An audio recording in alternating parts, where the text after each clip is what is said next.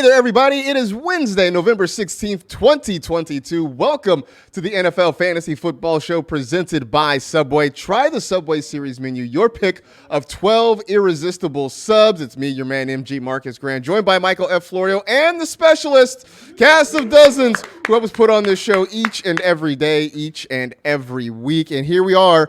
Week 11. That means we got what? 11, 12, 13, 4 more weeks of the regular season? So it is crucial. Like every move we make is super crucial right now. I'm hyping this thing up and trying to make this as dramatic as possible right now. I think you're not overselling it. I don't think. I don't know about you, but for me, like I find myself thinking more about my decisions. Like early in the year, it's like, all right, this is a lineup I'm going to go with. I'm going to set it and leave it and not overthink it. But now it's like, I need to win this week. So like, it happens to everyone. It happens to all of us. You start taking stock of your different rosters, seeing who's in playoff position, seeing who maybe is thinking about next year, that sort of thing. So here we are. We are going to try and help you set those lineups to get you into a postseason situation. We will have our game previews as we always do, heroes and villains, some sleepers, and we're going to be joined by a special guest, our friend Mauricio Gutierrez from NFL in Espanol.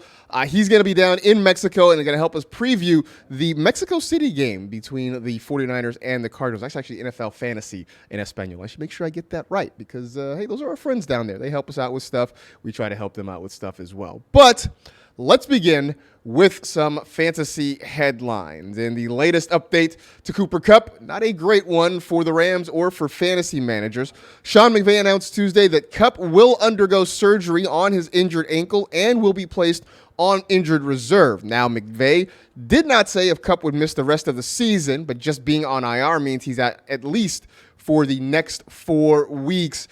There's no way to completely replace Cooper Kupp, but if you've lost him, what sort of moves should you be thinking about? I think the one saving grace from when we lost Cooper Kupp is that it came on a week where there's a lot of good wide receivers on the waiver wire, like Rondale Moore, Kadarius Toney, Christian Watson are the big names, and you're going to have to be aggressive to get them. I spent 36% of my yearly fab to get Christian Watson in a league where I lost Cooper Kupp, but some deeper names are like George Pickens, Paris Campbell, Donovan Peoples-Jones, and then there's Allen Robinson and Van Jefferson from the Rams. So I would try to get, multiple of those options if you can, if you lost Cooper Kupp. Absolutely. There's no way, like I said, to replace Cooper Kupp just 1-to-1. I mean, you're talking about arguably the best receiver in fantasy. It's him or Justin Jefferson.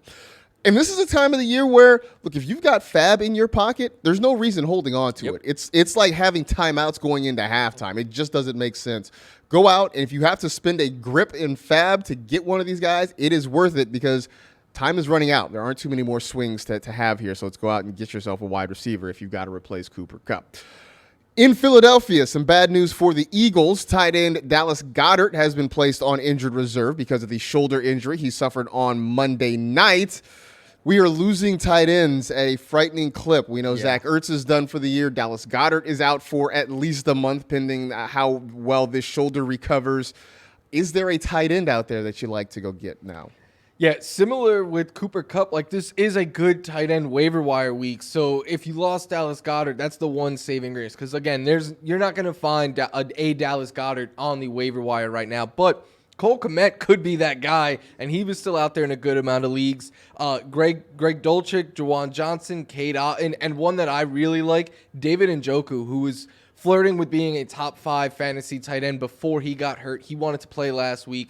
He's a name I would be definitely picking up right now. Yeah, and Njoku's one to definitely check into because he's been out for a while. Folks may have dropped him to try to make room for other players they need on their roster. So he'd be the first guy I'd look at, but then those other names that Mike mentioned are definitely worth taking a look at. More injury news. This from Chicago. The Bears have placed running back Khalil Herbert on injured reserve. He's dealing with a hip injury that he suffered last week against the Lions. I know we had sort of been down on David Montgomery and Khalil Herbert because Justin Fields was running and those two guys were sort of picking up whatever was left over. With no Herbert now, can we feel a little more confident in Montgomery? I think so, because it should just mean more volume for Montgomery because, like you said, now at least he could get all of that running back work we're hoping. Justin Fields is still going to get his, but they have a really good matchup this week against the Falcons. I was still even weary about trusting them in this good matchup, but with Herbert gone, I think you could trust Montgomery. And then Treston Ebner is now the handcuff for David Montgomery. So just if you're in a deeper league or something like that, someone to roster. Yeah, we heard about somebody who plays in a 24-team dynasty league. I would guess Tristan Ebner's probably gone. Yeah, you got to get like the practice squad running back at that point. He was probably drafted in a league like that. But for everybody else, go check to see if Tristan Ebner's there, because he probably is. That gets us to our heroes and villains for Week 11. Let's start on the good foot. Who is a hero that you think can push people to victory this week? Ramondre Stevenson, who I know on paper the Jets might look like a tough matchup, but Ramondre Stevenson put up huge numbers against the Jets earlier this season, and that's partially because of the Jets defense. Like, the Jets secondary is so good at taking away opposing receivers that the Patriots were like, all right, we'll throw to Ramondre Stevenson 7 times. And if that's going to be the case again this week, I think Ramondre Stevenson could put up RB1 numbers, maybe even high-end RB1. So Seasonson is back again. I'm going to go with Melvin Gordon. And I know we've been saying for much of the year that you want to get away from the Broncos running backs. And for the most part, I think that's true. The reason I believe in Gordon this week is, well, Raiders. I mean, they were run over by Jonathan Taylor and the Colts last week. And I'm not going to sit here and tell you that Melvin Gordon's going to go for $150, because he's still going to be splitting carries with Latavius Murray and maybe Chase Edmonds, and we'll see if Mike Boone is back. I don't know what's going to, maybe, Terrell Davis comes out of retirement. Who knows? But whoever it is going to get good opportunities against a bad defense, and that is why I like Melvin Gordon this week. So those are the heroes. Who is a fantasy villain this week? Deontay Johnson. And I'm sorry to Steelers fans. It feels like every week one of our villains is a Steeler. I've been hesitant to kind of get off of Deontay Johnson because I'm like, every week he sees so much volume. But I've just come around to the fact that, like, it's just not happening. Right now, since Kenny Pickett took over in week 4, Johnson is averaging 8.5 fantasy points per game. He's reached double digits twice, and his high game is 11 fantasy points. So we're talking about most weeks this guy's being in single digits, and if he gets into the double digits, it's just barely. So in a matchup like this against a underrated Bengals secondary, I unfortunately think you got to get away from Deontay. Yeah, Deontay Johnson's been just a curious case because, as you mentioned, he's getting volume, but it's not really turning into anything. Me, I'm going to go with a former Steeler who's now an Arizona Cardinal, and that's James Conner. And the good news for Conner is that it looks like there's not as much competition for touches now that Benjamin is no longer there, and Keontae Ingram is kind of the only other running back of note in Arizona. But I just don't like the matchup. Against that 49er front, this is the defense that pretty much held Austin Eckler in check as much as you can hold Austin Eckler in check. I think they held him to fewer than 14 fantasy points this past week. Yeah. So it just doesn't make me excited because Conner isn't the pass catcher that Eckler is. He's not necessarily going to get all the touches that Eckler's going to get. And if it comes down to this turning into a track meet, that just means Kyler Murray throwing the football a little bit more. So you may not be able to avoid James Conner, but I don't like the matchup at all. Speaking of matchups, let's get to Thursday Night Football. It is the Tennessee Titans going to Lambeau to take on the Packers. You can, of course, watch that 8:15 Eastern on Prime Video or stream it on NFL+. Christian Watson had the huge breakout game last week with the 3 touchdowns. Do we trust starting him again this week? Yes. Full disclosure, he was going to be my hero of the week, but we already had this topic planned. He's in my stardom sit-em this week as a start. Last week, Watson had a 42% target share, a 75% air yard share, and that is what is catching my eye because he's being used downfield. Like if you're watching the video show, all of these highlights are downfield throws, long catches, and that is something that the Packers greatly missed all year long. Like Aaron Rodgers could still throw the deep ball. He just had no one who was getting open downfield. And then you add in the matchup. Not only have the Titans allowed the 4th most fantasy points to receivers this year, they've allowed by far the most production on deep passes. It's why I liked Jerry Jeudy last week. That he got hurt. We couldn't see it come to fruition. I think Christian Watson is in for a big week, though. I love Watson for all the reasons you said. Here's a weird thing about what happened last week with Christian Watson. He has the huge game. He scores 3 touchdowns. I feel like he had too big of a game, and that's what scares people is that, like we talk about Watson, everybody's like, oh, he's not going to score 3 touchdowns next week. Well, yeah, no kidding, right? Like nobody's expecting that to happen. I feel like if Christian Watson had just 6 catches for 70 yards and a touchdown, people would be like, oh, okay, that feels sustainable. I really want to get behind him. Christian Watson had this huge blow-up game, and everybody's like, I don't think he can do it again. He might give us a dud. Maybe he does. That's in the realm of outcomes, but everything about this matchup feels good. It feels encouraging with him. Wisconsin Gabe Davis. That's what I'm calling. Oh, that's a good idea. I truly think that's who he is. Right. I don't know if there's like a Coles, right? That Coles started in Wisconsin, so he's like Coles brand Gabe Davis. Love it. There we go. We should get sponsored for that. Derrick Henry did not have a Derrick Henry-like game last week, just 8.7 fantasy points, held to, I think, 53 yards rushing. Does he bounce back this week against Green Bay? Yep. It could be against anyone. Derrick Henry is not going to do this every single week. Derrick Henry can have these down performances because he's not super used in the passing game, but we know who he is at the end of the day. And the Packers, their defense is very banged up and they've struggled against the run. Yes. I'm going to go double yes on that just because, again, this Titans offense sort of lives and dies with how Derrick Henry does. And so if he's not running well or putting up big yards, then they are going to struggle offensively. So I think they're going to do everything in their power to get him going, and I think he bounces back from what was a down game last week. We are just getting started here. We're going to take a quick break, come back, and dive fully into our game previews for Week 11. Stick around for more of the NFL Fantasy Football Show.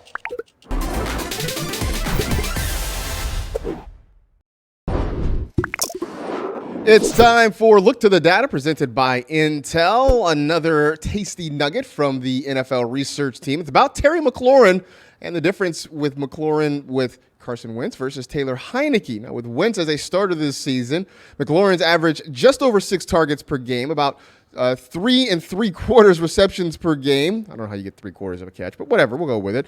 Just over 61 receiving yards per game and just a touch over 11 fantasy points per game. Now you turn that to with Taylor Heinicke, and that number bumps up 9 targets per game, 6 catches per game, 92.5 receiving yards per game, and over 16.5 fantasy points per game. So pretty notable differences between McLaurin with Wentz and McLaurin with Heinicke. It's been a hot topic this week because the Commanders keep winning with Heinicke at quarterback. Wentz still dealing with a finger injury that has him on injured reserve.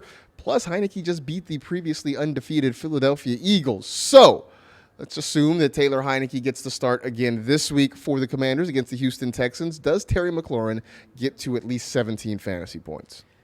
He definitely, he has a much better shot getting to with Taylor Heinicke than he does with Carson Wentz, that's for sure. And I think so. Like last week, Terry McLaurin, 11 targets, 8 catches, 128 yards against the Eagles secondary that has been shutting down receivers all year long. And not just average guys like Darius Slay. Yeah, he put Justin Jefferson on an island that week that they played each other. They shut down CeeDee Lamb. This secondary has just been shutting down receivers all year long, and Terry was like, nope, you can't stop me. And the thing is, when Wentz was the quarterback, Marcus, on this show, we were like, why are they not throwing to Terry? Everything is underneath targets to Curtis Samuel. Taylor Heinicke is throwing the ball deep and getting Terry involved, and it's led to good things. And kudos to the Eagles. For the second time, they made sure that Carson Wentz stays on the bench. Right, exactly.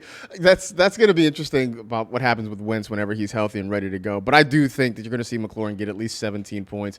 You talk about what he did against the Eagles. And yes, the Texans have been tough on wide receivers, but I don't think they're as good as the Philly secondary. So I think if McLaurin can get over on Philly, he can definitely get over on Houston. Back to our game previews for Week 11. We'll start with the Bears and the Falcons. These two teams were going to run the ball a whole lot, I expect.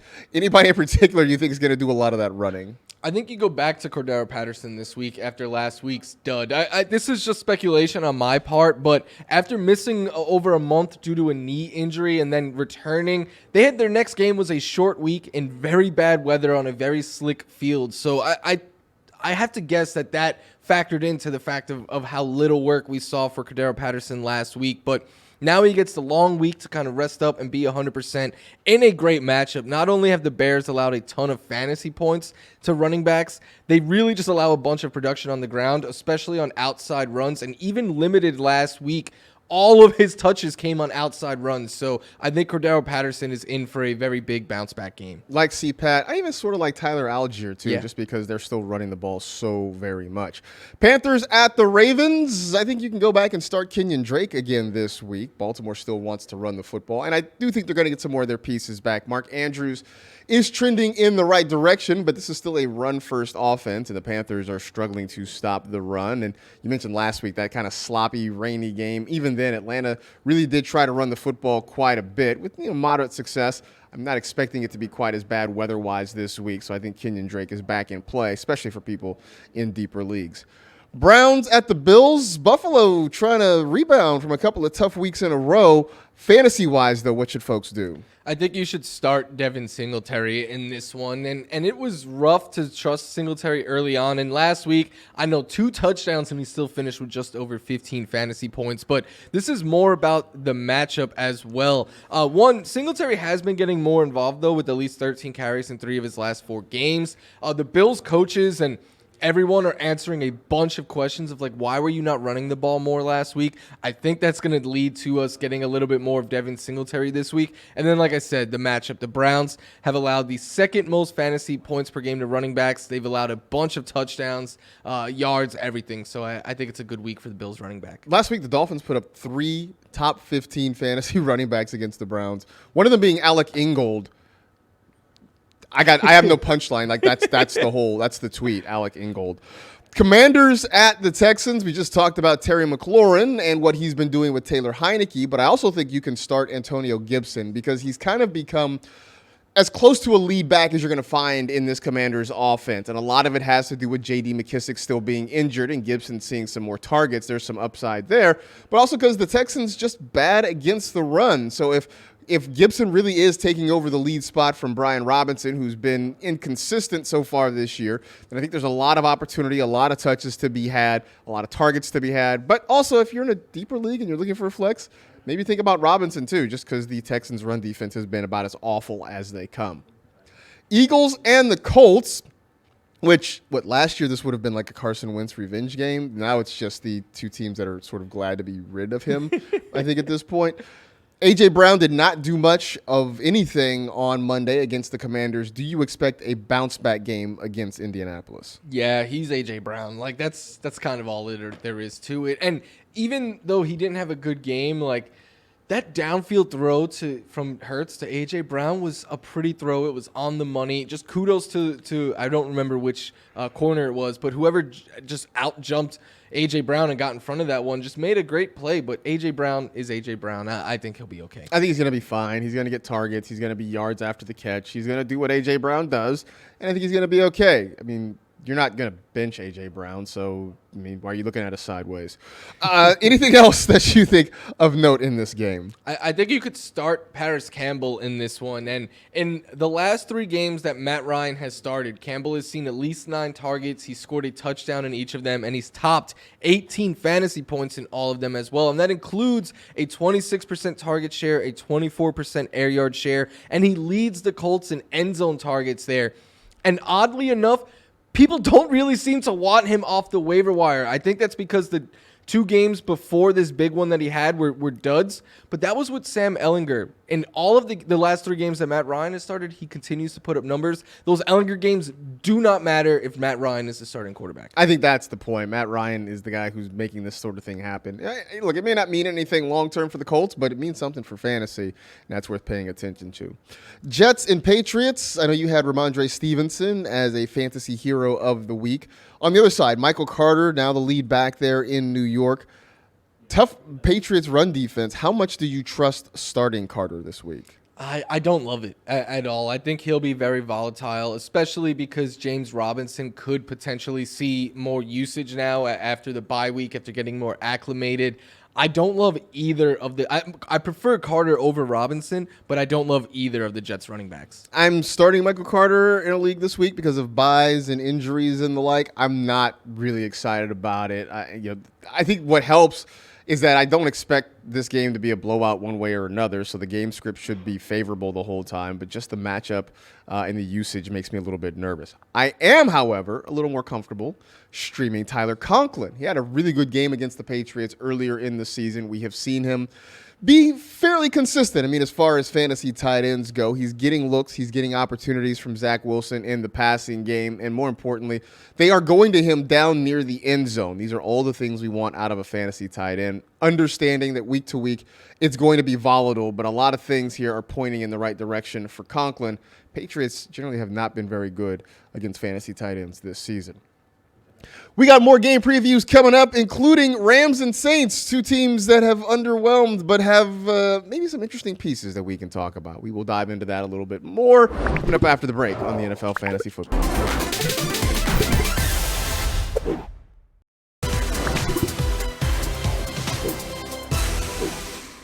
Rams, Saints, the two teams that are both underperforming severely this season, but still some fantasy pieces that maybe are of interest on either side there.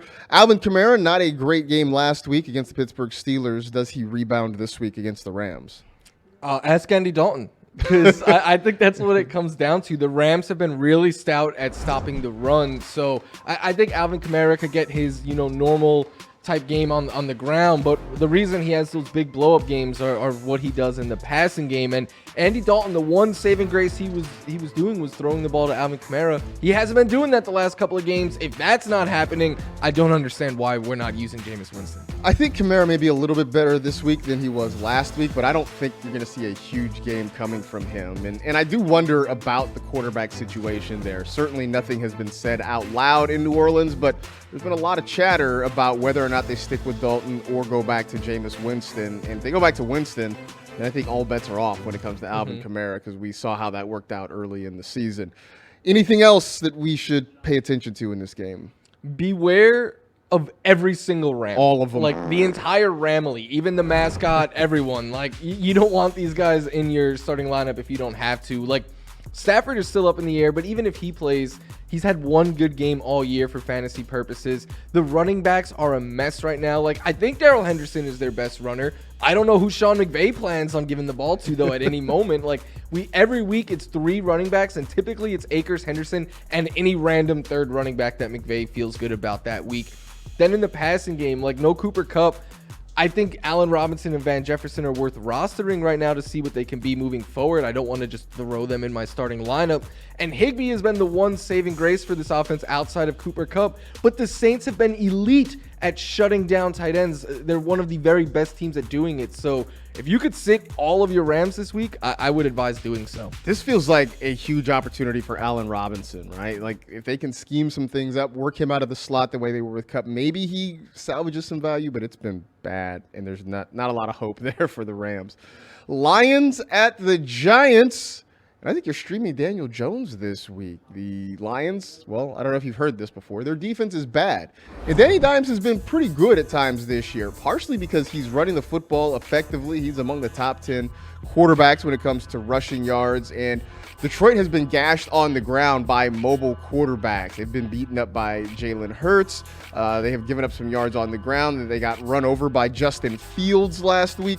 So there's certainly an opportunity for Daniel Jones to get out, run the football effectively, and maybe spread the ball around passing it. We've seen Darius Slayton come to life. Wan'Dale Robinson certainly potentially could be a thing, but you keep picking on the Lions. I don't see any reason to stop doing that now. Raiders and the Broncos. I had Melvin Gordon as a hero of the week. Maybe any other Broncos you have an interest in? I would start Courtland Sutton because the reason you liked Melgo was the Raiders. Same reason I like Courtland Sutton, Raiders. But I do think it's worth pointing out that last week with Jerry Jeudy hurt, Courtland Sutton saw 11 targets. Like, that is big-time volume. He caught 6 of them for 66 yards. That was double the amount of targets of anyone else on the Broncos, and his air yards, 124, was more than double anyone else on the team. So all the pass game volume seems to be running through him, and then again, Raiders. That's sort of all the analysis you really need. Cowboys and the Vikings, and I'm starting Dalton Schultz this week, and it was nice to see him sort of come back last week, and I think we're going to see him just continue to improve.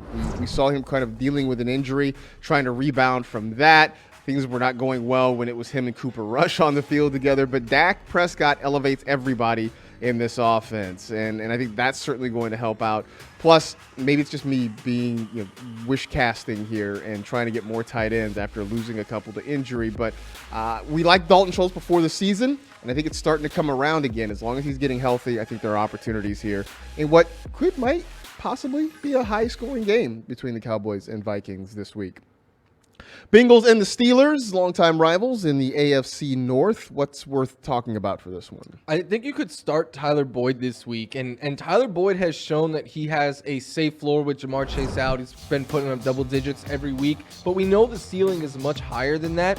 And it's not just the fact that the Steelers are, have allowed more production to wide receivers than anyone else this year. I actually think with TJ Watt getting healthy, they're a very different defense. We all know that. He's like probably the most influential, him or Aaron Donald, most influential defensive players in the game. But I think that the fact that they're going to be able to get a lot of pressure on Burrow or quickly get pressure probably leads to a lot of quick throws, which I think those quick routes will be designed for Tyler Boyd. I think that's kind of a good idea, too. I mean, I like the Bengals wide receivers, but maybe it is a Tyler Boyd game if Joe Burrow finds himself under pressure. Chiefs and Chargers on Sunday Night Football. Really interesting game in the AFC West. The Chargers just trying to hang around despite a myriad of injuries.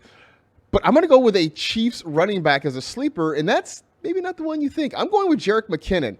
I know everybody is on the Isaiah Pacheco train. I get it. And I think over the long haul, maybe he is the guy that you kind of want to target. But I think in the short term, Jerick McKinnon is still the guy that's getting a lot of, if not most of, the snaps in that backfield. But more importantly, he's the guy that's getting the targets. Isaiah Pacheco, I think, has 3 targets all season long.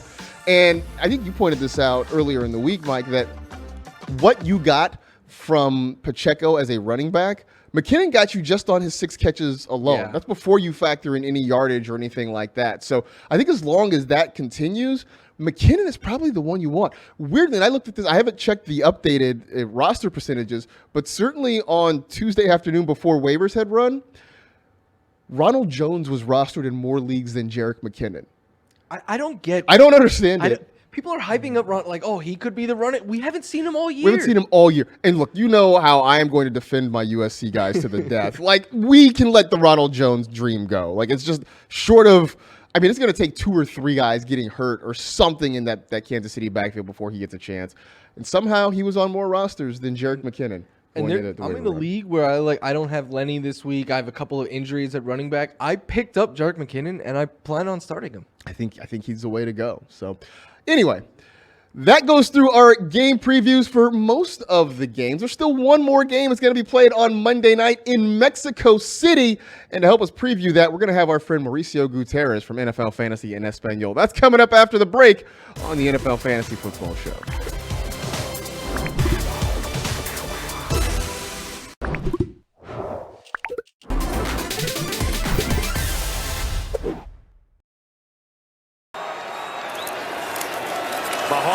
Tiene que hacerse el balón, el pase. ¡Touchdown! No hay indicación, sí, touchdown. Hay que cubrir, hay que bloquear a Frank Clark al 55. Por fuera le llegan. Rivers. No puede ser. Those were some of the biggest moments from the last time the NFL played a game in Mexico City. That was back in 2019. The NFL heading back to Azteca Stadium coming up this Monday with the San Francisco 49ers and the Arizona Cardinals squaring off on Monday Night Football. And to help us preview that game is our pal, Mauricio Gutierrez from NFL Fantasy en Espanol. Mauricio, who's been on the show before. ¿Cómo estás, my friend? Muy bien, Marcas. Michael, how are you guys? I'm really excited to be here with you to preview our probably like Super Bowl for us in Mexico, the Mexico game in Estadio Azteca. Well, we are excited to have you on. We're excited to have you here. I mean, obviously, it seems like there's a lot of excitement down there in Mexico City. What's the atmosphere like? Yeah, it is. It's great. Actually, all people wearing NFL stuff, and we're going to have a lot of events from the Cardinals, from the 49ers. We're going to have the Vince Lombardi, the Super Bowl rings in exhibition. So it's a really, really awesome weekend. Are you seeing more Niners or Cardinals fans walking around? Oh, man. Niners. Yeah. By much, yeah. Love it. Absolutely love it. Well, let's get into this game. Obviously, the big news for the 49ers was adding Christian McCaffrey a few weeks ago in a trade from the Carolina Panthers. But last week, he split a lot of opportunities with Elijah Mitchell there. For you, I mean, you do a lot of this. You watch a lot of this stuff. Are you worried? Should we be worried about how much CMC is splitting carries right now? I think just a little bit. It was surprising to see Elijah Mitchell with 51% of the touches last week, no doubt. But of all the players that are playing in Monday Night Football, the one that has the most upside is Christian McCaffrey. There's no doubt about that. He's had one of the best performances of the players playing with 40 points in Week 8, and it was with the 49ers. So he's explosive, he's elusive, he's versatile, he can do it all. He's like the taco al pastor from fantasy, like the best food you can find. That's Christian McCaffrey. He can put RB1 numbers. He can play the versatile role with the receptions and the receiving yards. He can do it all. So I'm confident even with a limited workload. Yeah, I agree. I think maybe you're worried in the sense of like Christian McCaffrey goes from being a weekly cheat code to like, just a regular high upper end RB1. But like even unlimited touches, he could get you so much production because of what he does in the passing game. And then isn't this what a lot of fantasy managers wanted? They were like, get him off the field less, get him on the field less so that he could stay healthy. Well, this is going to help him stay on the field and stay healthy. It will help him stay on the field, and we just always want parts of a Kyle Shanahan running game. I mean, we've seen any number of guys go out and have success. Now you have arguably the most talented running back that Shanahan has had in a long time. So I'm not super worried, just surprised, I would say, that we saw so much for Elijah Mitchell. George Kittle, a guy that we love, he's been okay so far this year. This week, though, the Cardinals have been awful against tight ends. So, Mauricio, when you look at it, do you consider George Kittle a must-start this week? Yeah, because of George Kittle, because of the team that he's playing against, the Cardinals, man, they've been everything against tight ends. The team that allows most fantasy points, most receptions, most yards, and most touchdowns to tight ends. And the scenery in the tight end position, it's really, really scaring. So yeah, George Kittle is a must start. And the Cardinals have to choose their poison. They're going to cover Christian McCaffrey, Deebo Samuel, Brandon Ayuk, or George Kittle. Totally a must start this week.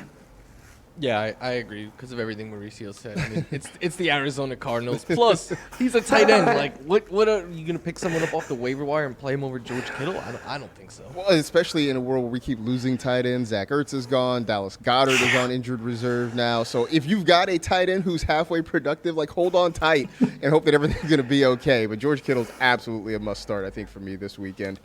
Let's talk some wide receivers now. Rondale Moore, who's playing some good football for Arizona. And then there's Deebo Samuel, he's just Deebo Samuel. But if we're looking at this, who do you think, Mauricio, scores more points, fantasy points in this game? Is it Rondale Moore or is it Deebo Samuel? I don't know if this actually is a sorpresa, but I'm going to take Rondale Moore. I really like him. He's on a good run lately. In his last 3 weeks, he averages per game 10.33 targets, 8 receptions, and 18.9 fantasy points. In that lapse, he is the wide receiver 9 in total fantasy points, and he had a target share of 27.7. I'm not scared if it's Kyler Murray or Colt McCoy. I trust in Rondale Moore, and now the Cardinals are going to be without Zach Ertz. And Deebo Samuel and Brandon Ayuk has been like the same fantasy player, or at least production this season. And Deebo Samuel has 2 weeks generating less than 10 fantasy points. And the target share is really, really low in that lapse with 17.6%.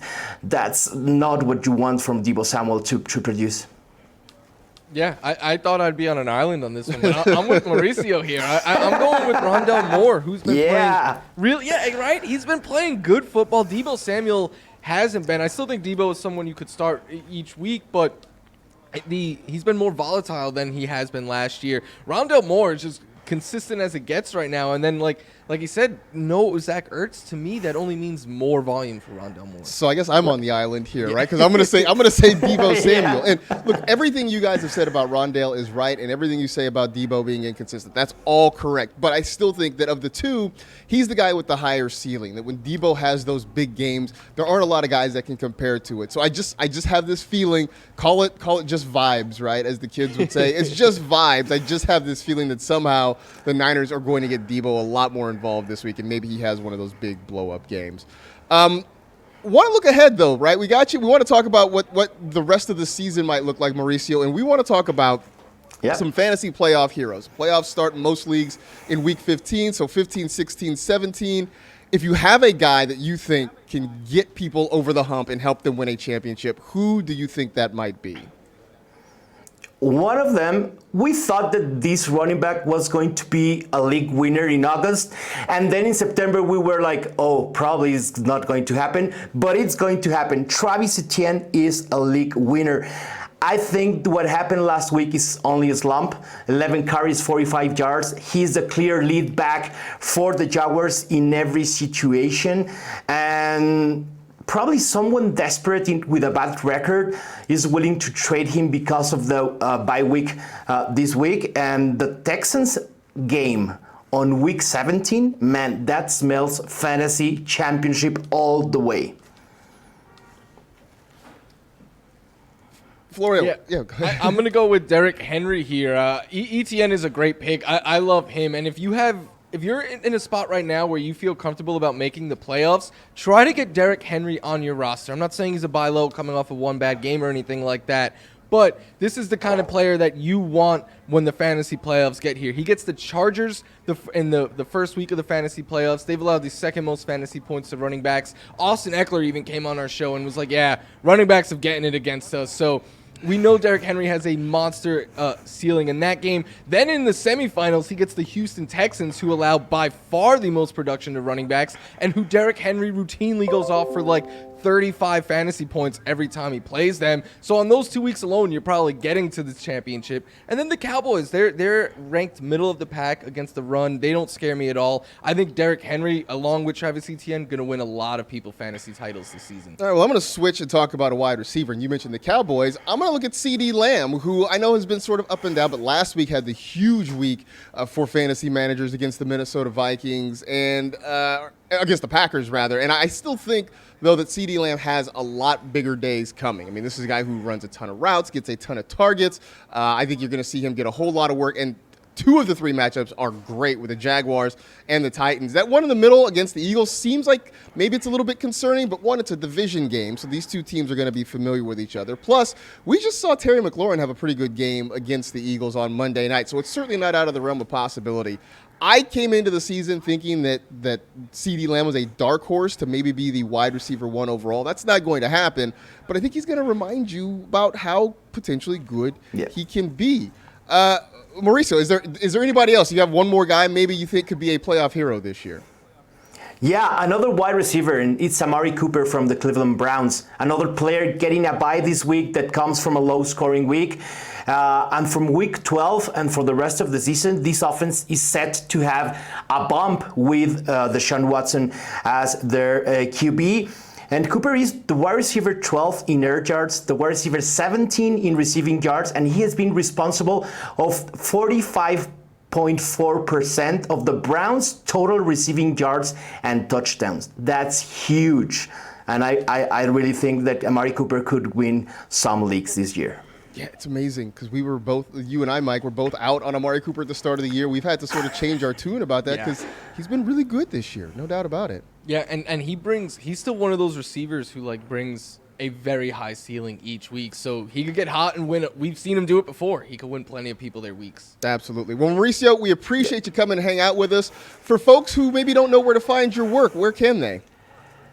Yeah, they can find me, my personal at M. Gutierrez NFL, and all our project NFL Fantasy en Espanol at NFL Fantasy ESP and at Mundo NFL as well. Hey, well, we appreciate all the time. We appreciate you hanging out with us. Enjoy the game this week, man. It looks like it's going to be a whole lot of fun down there, and hopefully we can catch up with you soon.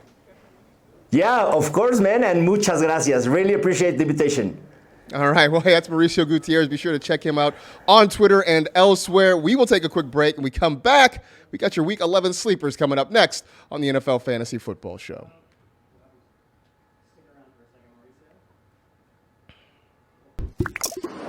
It's time for Preparation Equals Performance, presented by Castrol Edge. This is when we talk sleepers for Week 11. Not surprised at all who your first sleeper is on this list. Come on, you had to know. Kadarius Toney. And not only do I think he's a sleeper, I have him as a start in my stardom sit-em column this week because it happened. Like, he had a big game this past week, but even more so, he's now on a very good offense that are in need of wide receivers. Like Juju Smith-Schuster left after a very bad hit last week. I would be surprised if we see him play this week. Mecole Hardman missed last week after not practicing at all. So Toney, a bunch of good things from his game, but they used him in the slot a bit. They used him out wide. And on national TV, I think this might be the week that Andy Reid and Patrick Mahomes really want to show off their new toy. It's an island game. Why not get Kadarius Toney more involved? For me, I'm going to go with Russell Wilson. And we talked about a couple of the Broncos already. We talked about Melvin Gordon. We talked about Courtland Sutton. And basically the analysis was because ... Raiders. And I think that sort of applies to Russell Wilson. His best fantasy game of the season, the only game where he's had more than 17 points, came against the Raiders earlier in the year. Everything has been bad for Russ in this offense so far this season, but this feels like a chance for them to get right again at the expense of a defense that's struggling. Nothing about the Raiders suggests that they've gotten better over the last few weeks. Look, man, they gave up 22 points to Matt Ryan this past week. So if there's ever a chance for Russ to let's ride, it's this week against the Las Vegas Raiders. I hope he runs after seeing Matt Ryan run against him. He should. If Matt Ryan can rip off a 39-yard run, why can't Russell Wilson? Any other sleepers for you? We talked about this guy at the start of the show when we were talking about the banged up tight ends, but David Njoku, he is up in the air for week 11, but I think you want him on your roster regardless. And if he plays, I think you start him. Like, he was flirting with being a top 5 tight end before this ankle injury because not only did he show us that he brings a high ceiling, but he was consistent, Marcus, like every week giving you around 10 fantasy points. And even more so, another reason to get him on your roster other than what he showed us and being a tight end, he's set to get a quarterback upgrade shortly as well. So he's a player that I think could be a difference maker in the final 6 weeks. There's a passing game that was funneled pretty much through Amari Cooper and David Njoku early in the season until the injury. My last sleeper is Darius Slayton. And look, man, the Giants wide receiver core has been thinner than an anorexic snake, but it is sort of like Slayton is starting to come around. He's very quietly put up some decent games over the last few weeks, starting to get a lot more targets, getting a good chunk of the air yards, and just like I talked about with Daniel Jones having a good matchup against the Lions, that applies to Darius Slayton as well. So a guy that, look, I know it, I get it. Giants wide receivers, not very attractive, but this is one that could pay some dividends for you if you can get him into a lineup as a flex option. If you want more sleepers, you can go check out my weekly column. You can find that at NFL.com/sleepers. Always worth giving it a look there. You'll see some of the names we just talked about and maybe a few more on the list for you as well. By the way, want to again thank Mauricio Gutierrez for his time. We always like talking to Mao, and hopefully if you're in Mexico City and you're going to the game, try to find him out, say hello. Great guy to talk to. He'll talk to you about Star Wars all day long. That's worth it. Also maybe talk some football with him too as well, because that's kind of the day job there for him. In the meantime, that'll do it for this edition of the NFL Fantasy Football Show presented by Subway. Try the Subway Series menu, your pick of 12 irresistible subs. You know the drill. Tell 2 friends to tell 2 friends. Rate, review, and remember, before you marry a person, make them use a computer with a slow internet connection to see who they really are. Be safe, take care of yourselves, enjoy Week 11, and we'll talk to you next week.